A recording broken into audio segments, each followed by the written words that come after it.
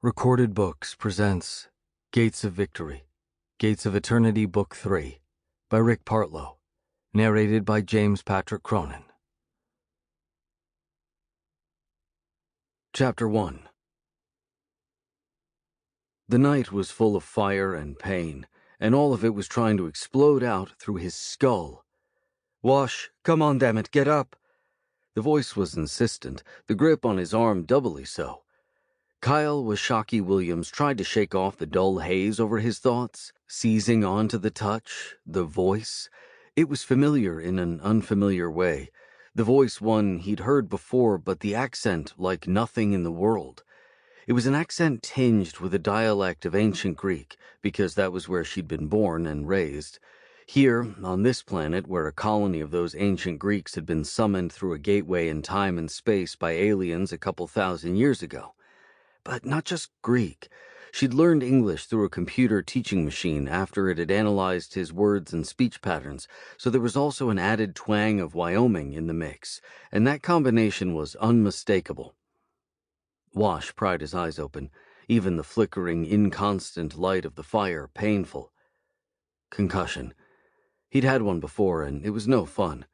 Hopefully this one was light, minor, because nausea and dizziness would probably get him killed. Her face cohered out of jumbled light and shadow into something hard-edged, if not at all unpleasant, her red hair tied into a ponytail, a lighter shade than the trickle of blood running from the cut on her cheek. Her expression fit her fierce visage, harsh with desperation, and the ruin and carnage around them explained it. Memory flooded back into Wash's battered brain, memory of where he was and what had just happened. The cold helped. The chill wind swept through the broken fuselage of the downed transport, reminding him of the mountain pass, the wisps of early snow, and the gate. They'd been making a run for it, heading back to Earth, to the Nevada desert just outside Nellis Air Force Base, trying to stay ahead of the demon army streaming through the gateway they'd breached. Breached with one of our own nuclear weapons. It had been like watching a nightmare unfold, seeing the gigantic, spider-like construct the Hive Mind had created for the specific task of catching a cruise missile. The massive stretches of webbing attached to their 30 yards long upper arms had snatched the decelerating tomahawk out of the air, and while it had meant a devastating failure of their operation, none of them had suspected the real truth.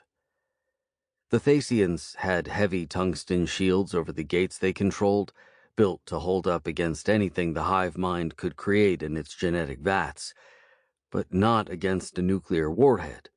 The demon army had come through behind the nuclear blast, and Valen's superior, Prefect Marcos, had sent them in the transport, told Valen to go with them back to Earth to plead the Thacians' case, try to get the U.S. to send in troops. Until they'd figured out that the demons weren't just bent on attacking Thacia. They were swarming straight up the dirt road into the mountains, for the gate to Nevada. The last thing Wash remembered was the 6-foot-long quill coming off one of the elephant-sized spikers, knocking the Thacian transport out of the sky. They'd spun in, and he couldn't remember the actual crash, which was probably just as well. "Wash, get up," Valen insisted, and this time he went with the pull.